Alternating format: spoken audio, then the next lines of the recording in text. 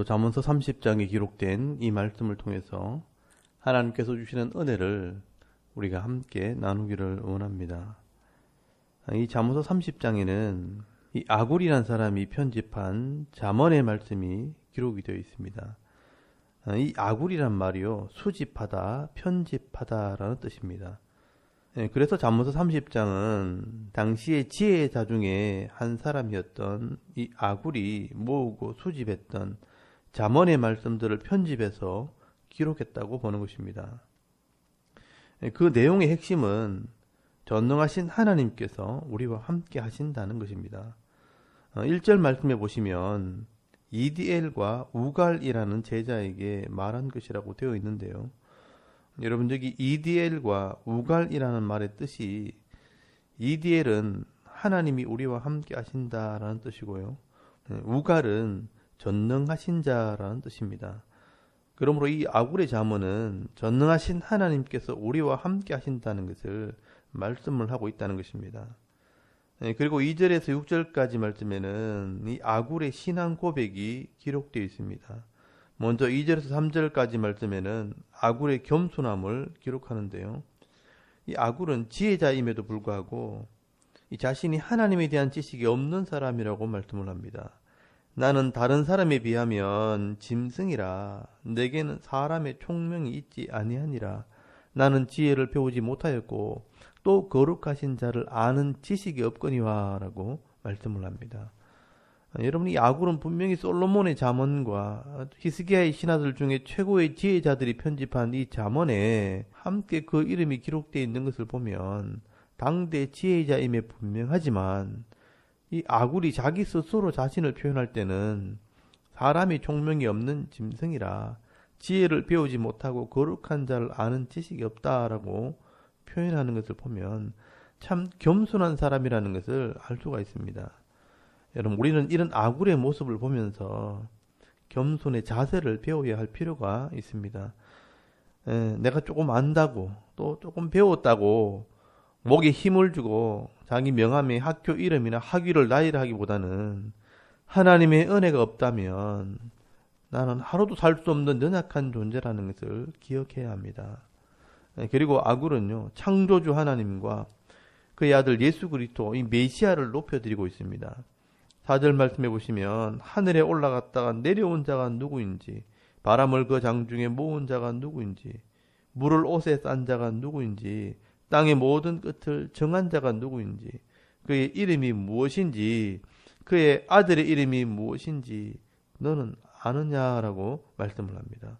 여러분, 이 말씀은 하늘과 땅과 바다와 만물을 만드신 창조주 하나님과 또 그의 아들 예수 그리스도 이 메시아를 네가 아느냐라고 말씀을 하는 것입니다. 여러분, 이 아굴은요, 창조주 하나님과 그의 아들 메시아가 하나님의 말씀으로 우리를 다스리고 있다는 것을 믿고 있는 것입니다. 그러므로 우리가 그 하나님의 말씀을 가감없이 믿고 또 의지할 때 이 땅에서 복을 받게 된다는 겁니다. 그래서 여러분, 5절에서 6절까지 말씀을 잘 보시면 하나님의 말씀은 다 순전하며 하나님은 그를 의지하는 자의 방패시니라. 너는 그의 말씀에 더하지 말라. 그가 너를 책망하시겠고 너는 거짓말하는 자가 될까 두려우니라 라고 말씀을 합니다. 여러분, 이 아굴은요, 우리가 하나님을 바로 알고 하나님의 말씀을 바로 깨달을 때 이 땅에서 은혜와 복을 받게 된다는 것을 분명히 깨달은 사람입니다. 그래서 이 하나님의 말씀을 조금이라도 더하지 말고 그대로 믿고 행하는 자가 되라고 지금 권면을 하는 것입니다. 그러면 오늘도 우리가 이 하나님에 대한 분명한 지식과 또 하나님 말씀에 대한 이런 지식이 있어야지만 바른 신앙생활을 할 수가 있고 또 이 땅에서 거룩한 사람으로 살 뿐 아니라 하나님 백성으로 복을 받게 된다는 것을 여러분 믿을 수 있길 바랍니다. 그리고 이 아굴은요, 자기 인생을 위해 하나님께 두 가지 제목으로 기도를 합니다. 여러분, 7절에서 9절까지 말씀해 보시면 아굴의 기도가 나옵니다. 내가 두 가지 일을 주께 구하였사오니 내가 죽기 전에 내게 거절하지 마옵소서라고 기도를 시작합니다. 아마 이 아굴은 나이가 많이 들었다는 것을 짐작할 수 있습니다. 하나님 앞에 남은 인생을 맡기면서 두 가지 제목으로 순전한 기도를 하게 됩니다. 그 첫 번째는 세상 속에서 헛된 것과 거짓을 따라가지 않도록 기도를 합니다. 8절 말씀에 곧 헛된 것과 거짓말을 내게서 멀리 하옵시며 라고 기도를 합니다. 여러분, 이 기도는요, 세상의 욕심이나 물질이나 향락이나 죄의 유혹에 빠져서 하나님을 버리지 않도록 지금 기도하는 것입니다. 그리고 두 번째는 평화의 마음을 달라고 기도를 합니다.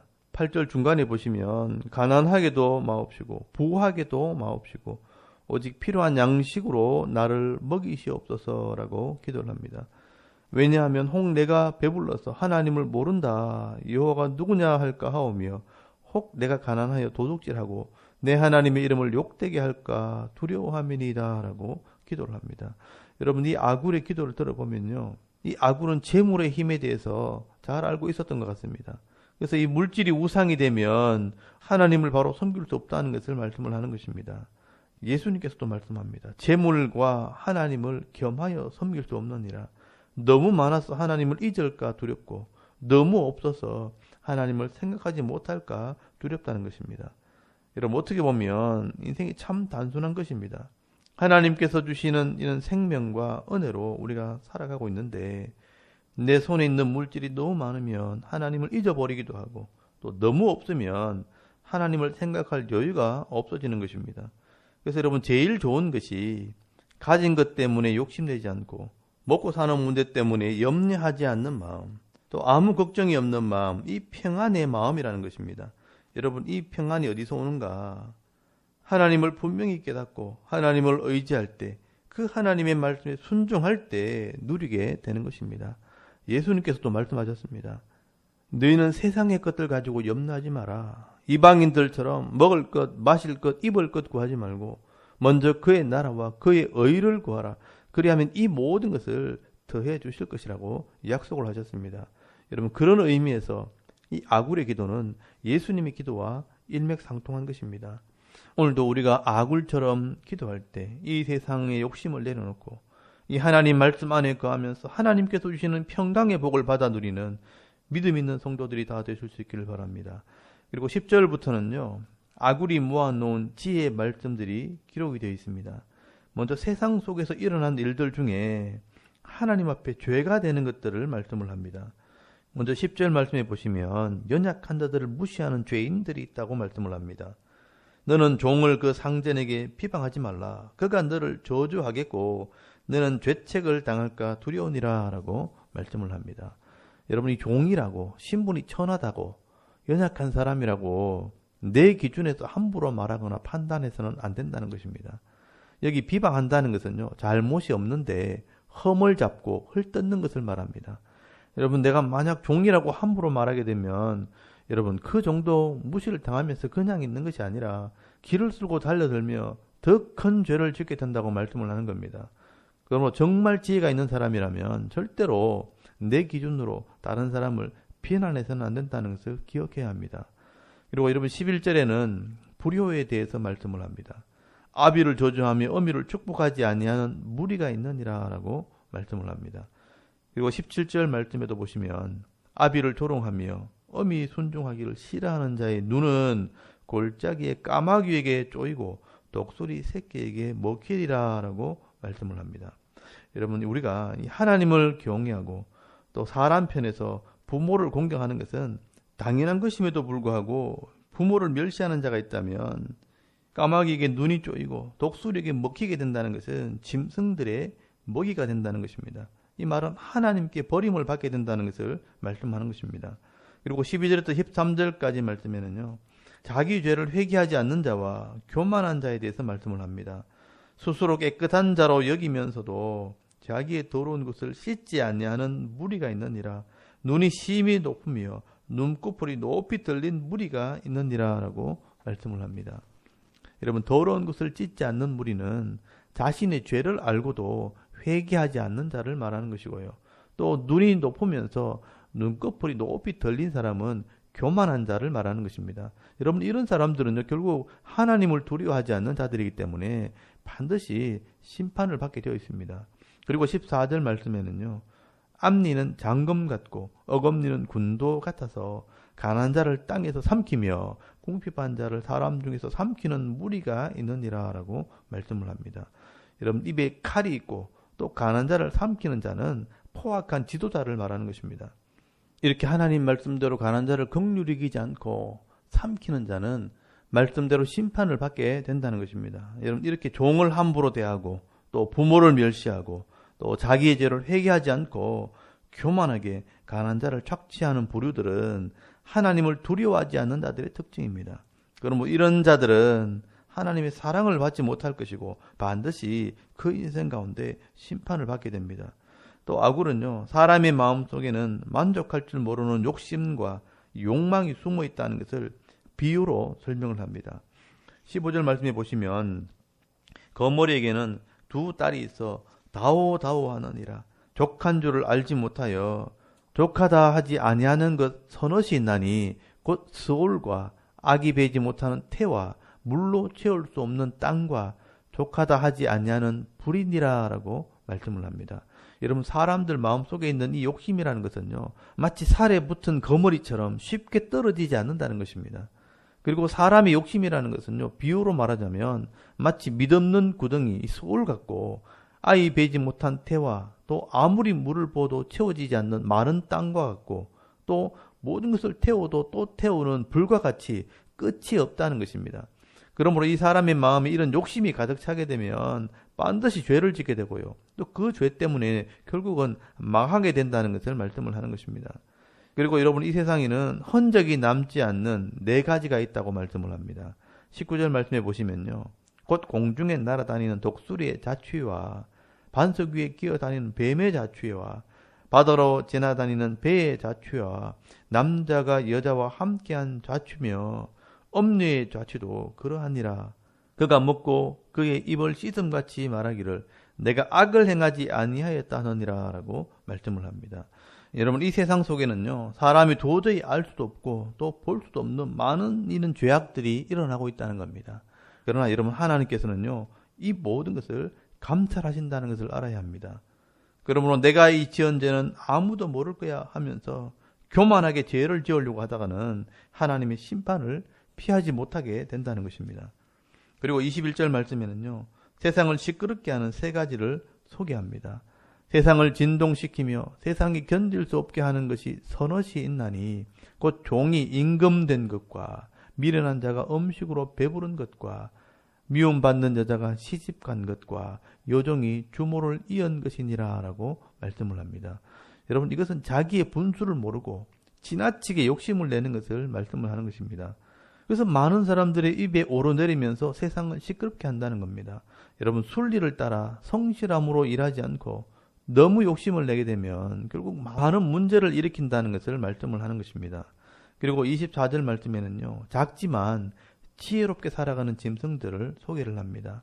땅에 작고도 가장 지혜로운 건 넷이 있나니 곧 힘없는 종류로 돼 먹을 것을 여름에 준비하는 개미와 약한 종류로 돼 집을 바위 사이에 짓는 사반과 임금이 없어되 다 때를 지어 나가는 메뚜기와 손에 잡힐 만하여도 왕궁에 있는 도마뱀이니라 라고 말씀을 합니다. 여러분 가장 작고 힘이 없어 보이는 이 짐승들이지만 하나님께서 주신 지혜를 가지고 잘 활용하게 되면 큰 짐승을 이기는 삶을 사는 짐승들이 있다는 것입니다. 이처럼 하나님께서는요, 가장 힘이 없어 보이고 연약한 자들에게도 다 자기가 누릴 수 있는 은혜와 은사와 재능과 복을 다 주신다는 것입니다. 그러므로 여러분 우리 각자에게 주신 이 은혜와 은사가 뭔지를 깨닫고 내게 주신 사명을 감당하는 자들에게는요, 어떤 문제를 만나도 넉넉히 이기는 삶을 살 수 있다고 말씀을 하는 것입니다.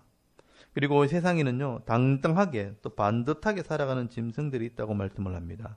29절 말씀해 보시면 잘 걸으며 위풍 있게 다니는 것 서넛이 있나니 곧 짐승 중에는 가장 강하여 아무 짐승 앞에서도 물러가지 아니하는 사자와 사냥개와 순념소와 및 당할 수 없는 왕이니라 라고 말씀을 합니다.